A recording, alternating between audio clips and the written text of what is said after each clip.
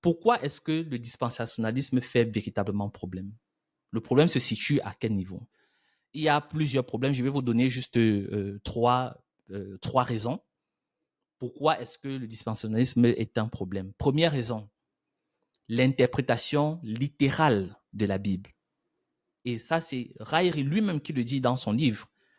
Il dit, un vrai dispensationaliste, vraiment mot pour mot, doit interpréter la Bible de manière littérale tout en s'appuyant sur une herméneutique historico-grammaticale. Et dans cette méthode, l'écriture doit être interprétée selon les règles normales du langage humain dans son intégralité.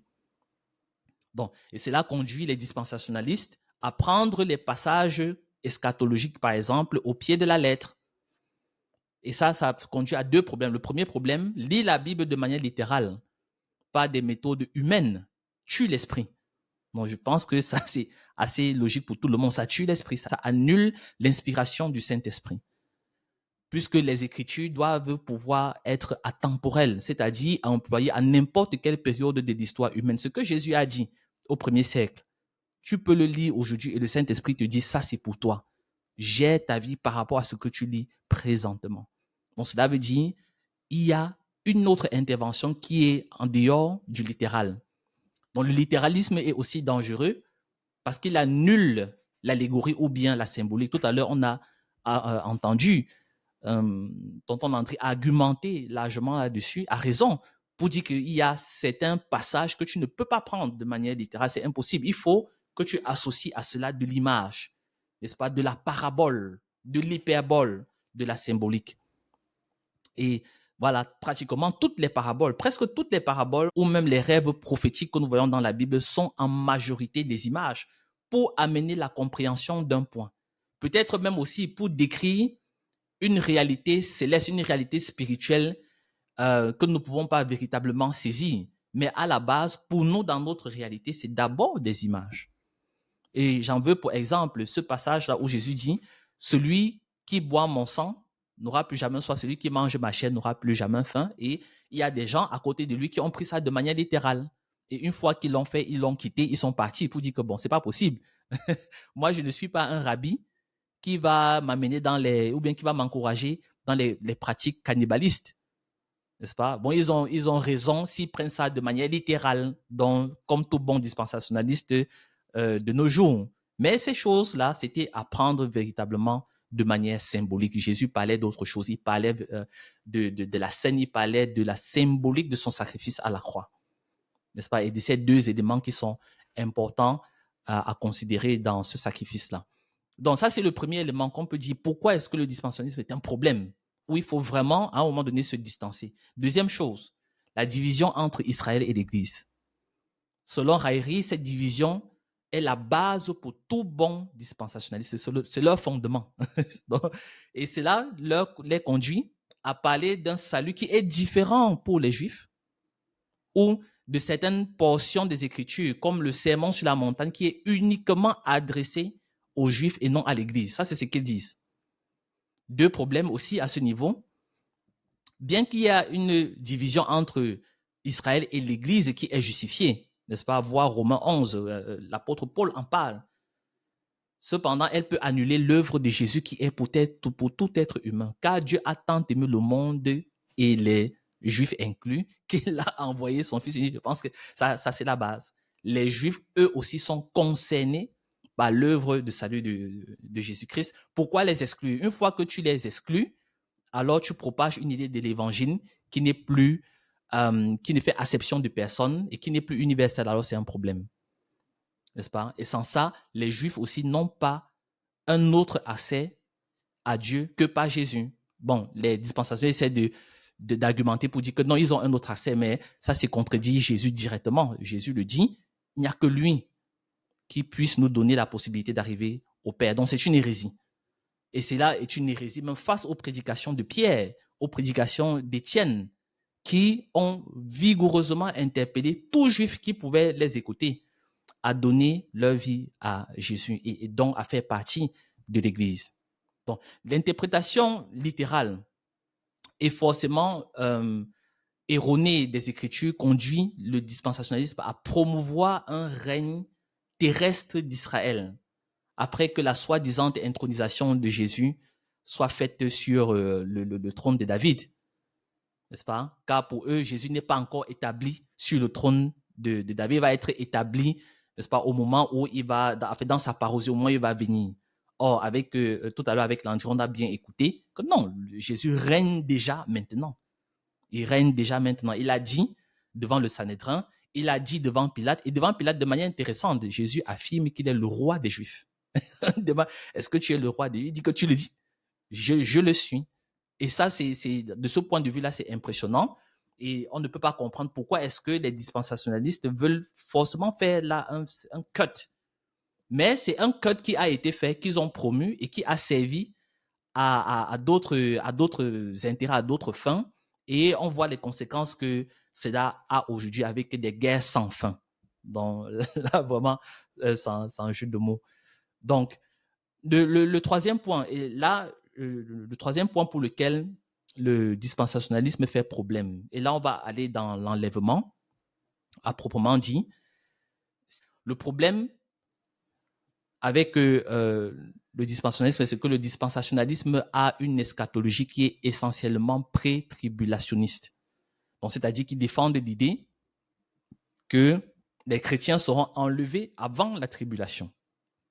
On a écouté tout à l'heure dans Matthieu 24 comment est-ce que Jésus parle, n'est-ce pas, de cette souffrance-là qui va arriver. Et puis, on peut bien imaginer c'était au moment où les apôtres étaient encore là. C'était pendant leur vie. Bref, le dispensationnisme défend l'idée contraire, ou du moins une autre idée de dire non, la tribulation ne va pas être vécue par les chrétiens, puisque là, ils ne sont plus forcément dans cette idée-là de dire que l'interprétation prétériste de Matthieu 24 est valable. Donc, ils sont vraiment dans le futur, en quelque sorte. Ils se disent que ça arrive encore dans notre époque ou bien peut-être après notre époque. Donc, nous avons, en ce qui concerne l'enlèvement, trois passages bibliques qu'on peut utiliser pour défendre véritablement cette idée, l'idée de l'enlèvement, pour dire que c'est un élément biblique, n'est-ce pas, une doctrine, on va dire, ou bien un élément biblique qu'on peut vraiment défendre, à laquelle on peut croire. Et le premier passage, c'est peut-être le passage le plus marquant qui est celui de 1 Thessaloniciens 4, verset 17. Et par là, on va aussi dire quelque chose sur la parousie. C'est le passage qui dit « Ensuite, nous les vivants qui serons restés, nous serons tous ensemble enlevés. » Donc le terme est là. Nous serons tous ensemble enlevés avec eux sur des nuées à la rencontre du Seigneur dans les airs, et ainsi nous serons toujours avec le Seigneur. N'est-ce pas? Et ça, c'est un passage que des commentateurs célèbres de la Bible comme N.T. Wright expliquent pour apporter de la lumière sur la compréhension de la parousie chez les chrétiens normaux comme nous autres, pour que nous comprenions le background historique de ce qui se passe. Parce que en réalité, dans 1 Thessaloniciens 4, 17, Paul utilise une image de parousia qui est un événement culturel à l'époque. C'est-à-dire lorsque le César quittait par exemple de Rome pour venir dans une ville, faire peut-être un déplacement, une visite, ce qui s'est passé en réalité, c'est que la population de la ville qui devait l'accueillir sortait à la rencontre du César, n'est-ce pas? Comme on va dire peut-être en termes africains, prendre son sac et l'accompagner dans la maison. Donc, c'était un peu ce qui se passait. C'est une sorte de jeu de va-et-vient.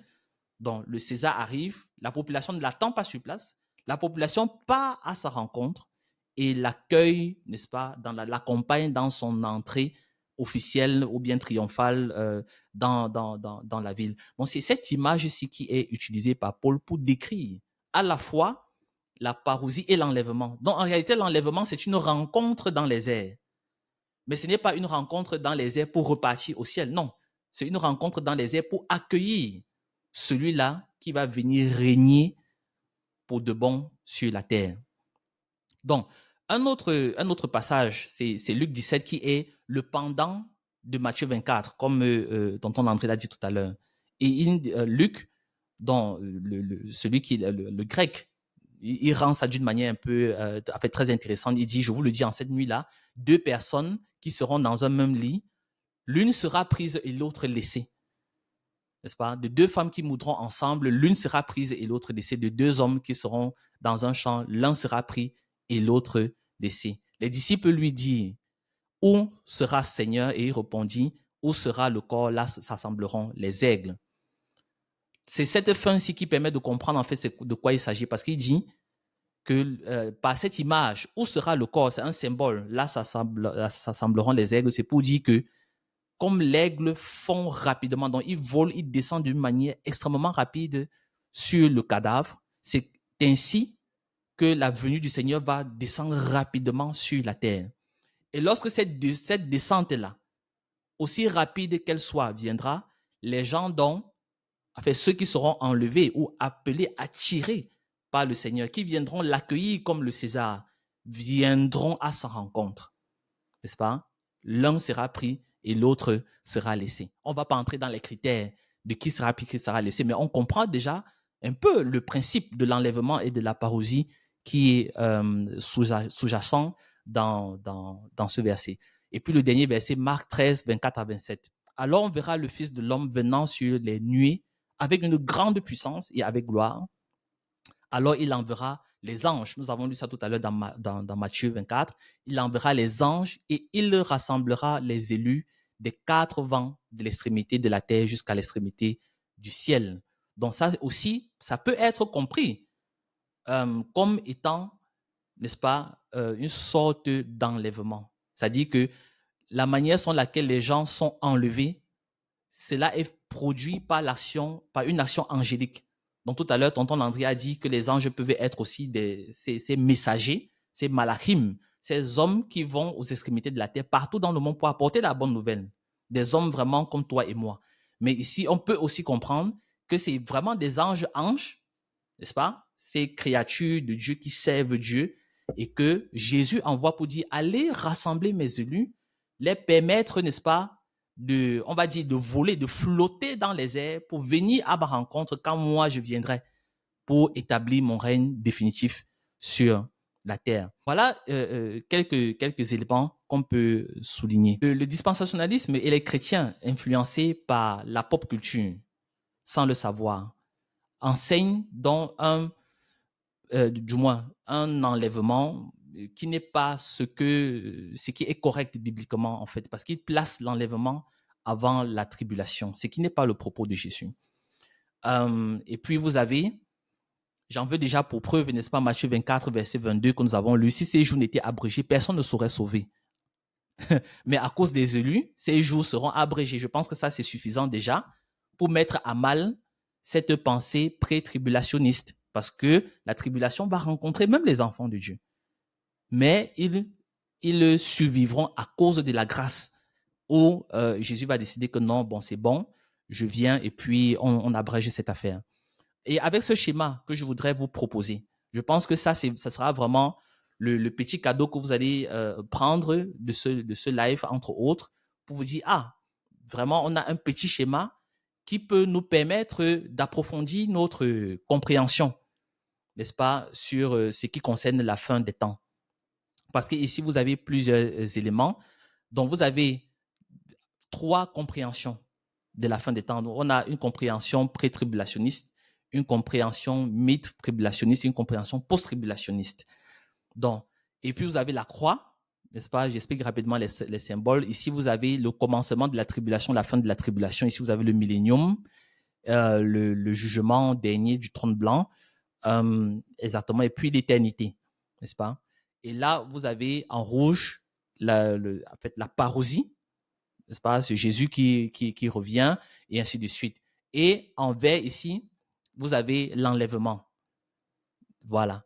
Donc, il y a cette compréhension chez les dispensationalistes de dire, dans la première proposition, de dire que l'Église sera enlevée avant la tribulation, ira à la rencontre de Dieu, comme c'est dit dans 1 Thessaloniciens. Cependant, il va continuer.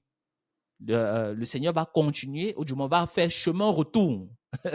Donc, il vient, mais à un moment donné, il fait chemin retour. Avec l'Église, il part au ciel. Et puis, l'Église attend là-bas jusqu'à ce que la tribulation finisse. Et à un moment donné, il revient avec l'Église.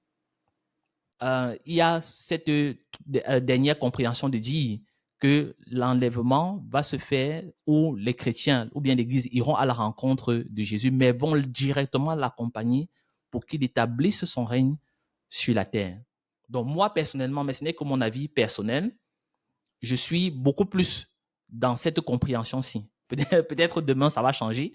Dans 10 ans, dans 15 ans, on ne sait pas. Mais à l'état actuel de ma compréhension de la parole de Dieu, je peux véritablement défendre cette position et je nous encourage aussi à étudier encore davantage ce genre d'éléments pour savoir véritablement de quoi il est question. Alors, vous êtes parvenu à la fin de cette vidéo. Je voudrais vous remercier et vous inviter à laisser un commentaire, vous abonner, placer aussi un pouce bleu pour liker la vidéo et puis n'hésitez pas à la partager à d'autres personnes qui pourraient en être intéressées. Merci infiniment et que le Seigneur vous bénisse.